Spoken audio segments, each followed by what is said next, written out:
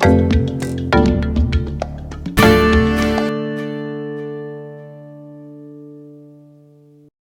evening, everyone. Good evening. My name is Dr. Palmer. I'm the head physician here at Palmer Natural Health. Thank you for attending tonight's seminar, which is how to make quick, healthy, fast meals. Sound good? So show of hands, who likes to spend hours and hours in the kitchen slaving away? Okay, none of us, right? I don't have time to spend hours and hours cooking dinner, and neither do you guys. So tonight's seminar is all about how do you make healthy meals fast? How do you make them taste good? A lot of people think that healthy means yucky. Anybody think that? Yeah, okay. Thank you for the honesty. So healthy does not mean yucky. Healthy is just a healthier way of eating, because what we eat affects our systems. What we eat affects our health. You guys have heard you are what you eat, right? And I'm like, you are what you eat? That's a silly saying. That doesn't make sense, but it's actually true. I'll find chemicals and metals and toxins on people based on what they're currently doing, but also what they've done in the past. And oftentimes I'll hear, well, Dr. Palmer, that was when I was a teenager. Or Dr. Palmer, that's when I was in college. Or Dr. Palmer, that was like 30 years ago. And my response is, did you get a new body? Did you? No. So whatever you did when you were a kid and a teenager in high school, college, and you name it, unfortunately still affects us. But the fortunate part is we can still fix it and clean it up. Make sense? Okay.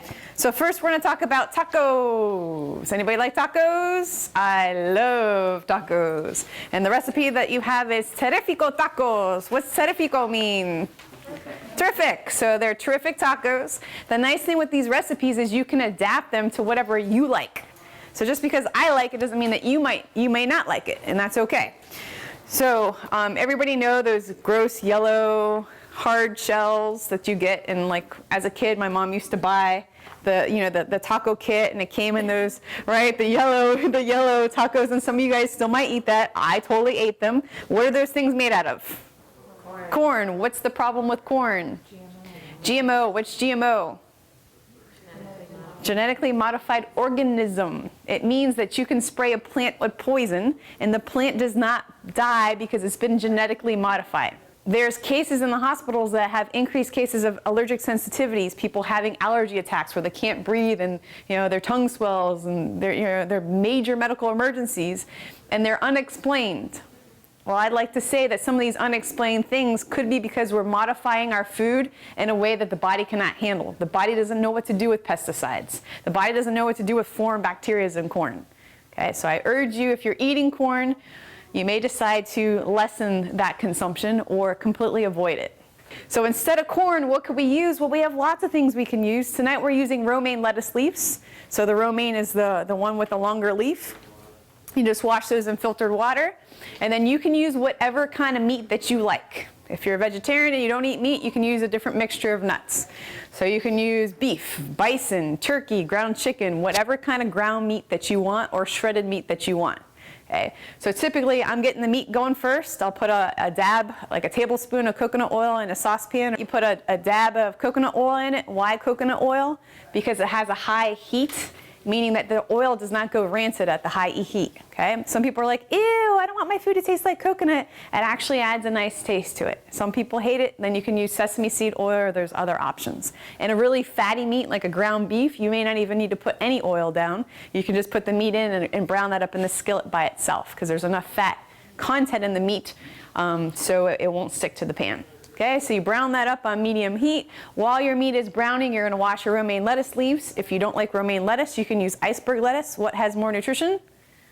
Romaine. Okay, so the darker the leaf, the more nutrition. You can use kale, you can use Swiss chard, so those are those really big leaves. You can use collard greens. Now, collard greens are a thicker leaf.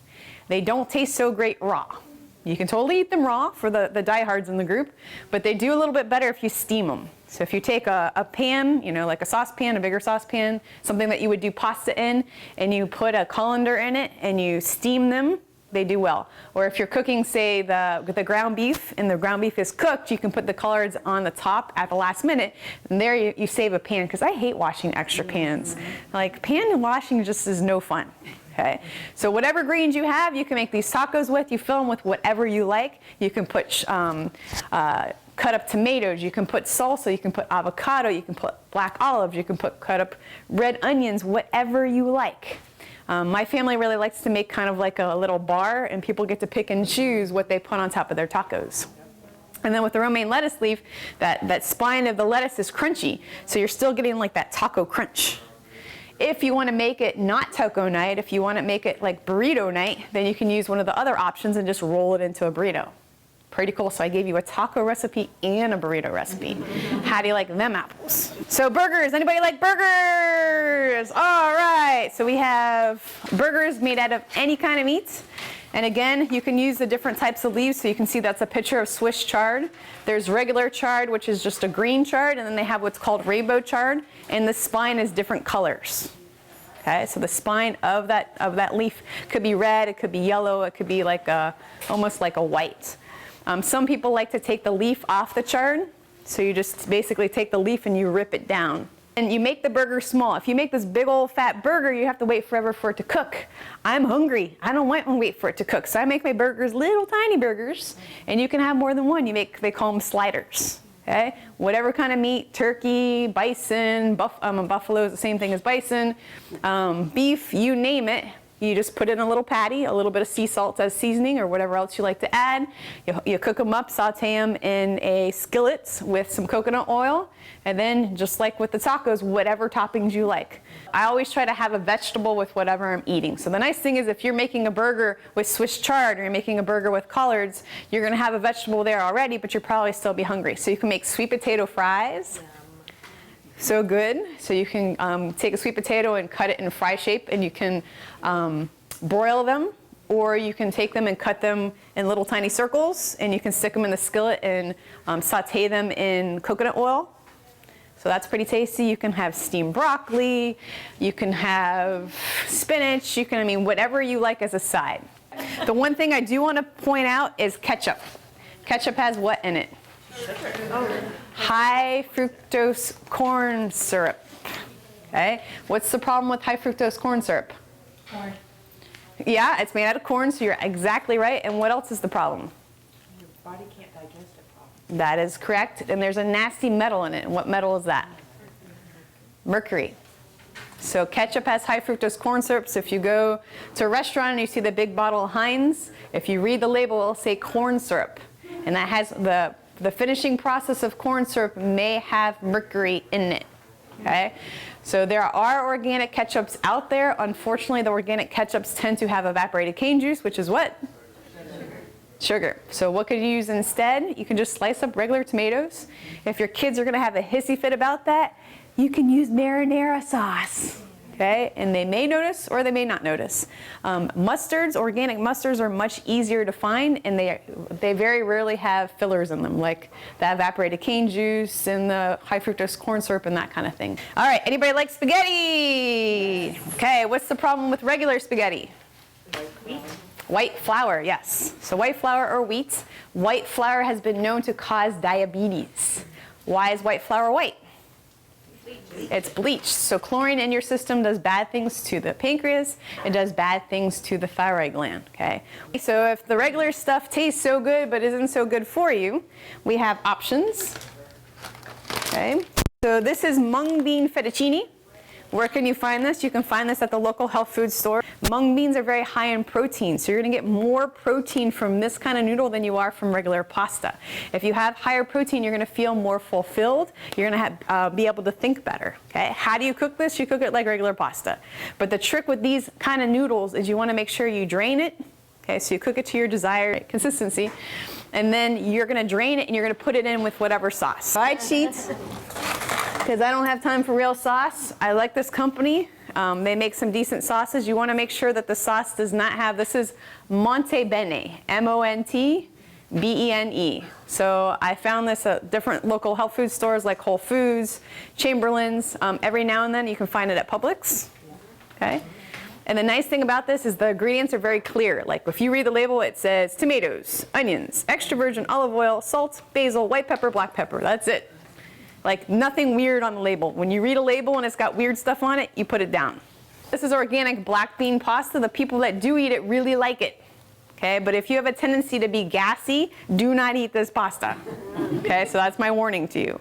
How do you cook it? The same way that you would cook regular pasta. The next option, it's gonna sound really weird to you, is sweet potato noodles. These are at Asian markets. These are kelp noodles, okay?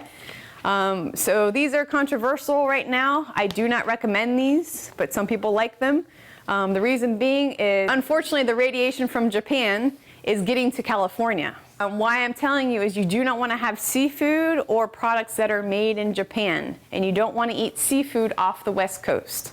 Okay, so your Pacific fish you want to stay away from because they're finding very large amounts of radiation. The other trick that I want to give you is there's organic, that's called Belinsky's, organic chicken sausage, and they have some very clean formulas. Like they're mild Italian, very clean ingredients. They're chicken apple. It's got a little sweet side. Some people like it, some people don't. So that's very clean. With that, they're already pre-cooked. So what I actually did last night is I made the mung bean noodles, and until they got soft, I boiled them. Then I took the chicken sausages and I threw that in there, and then I made a sauce and I was done. So I ate in like 10 minutes. Finally, who likes pizza? Yeah, so we all like pizza. So a healthy option for people that have issues with grains is portobello mushroom pizza. So you take the mushroom and you scoop out the gills and you take off the stem. So now you just have like this little perfect little mini pizza. You fill it with marinara sauce. You put on your favorite toppings. You can use cheese if you eat cheese. Whatever you want. You shove it in the oven until it's warm to your desire, and boom, there's dinner. Have it with a nice salad. Done. I urge you to try it. I know it sounds weird. Now, if you like the little mini bites of pizza, right? You know the little mini pizzas? You can use baby bella mushrooms. Okay. Now, if you just can't do the mushroom thing, if you're just like over that and just no mushrooms for you, you can use millet bread. Okay. So millet bread is just millet and then water and I think something to make the bread raise. Okay. So they have like little millet discs. Okay. And you can put your toppings on top of that, and that's way better than pizza dough.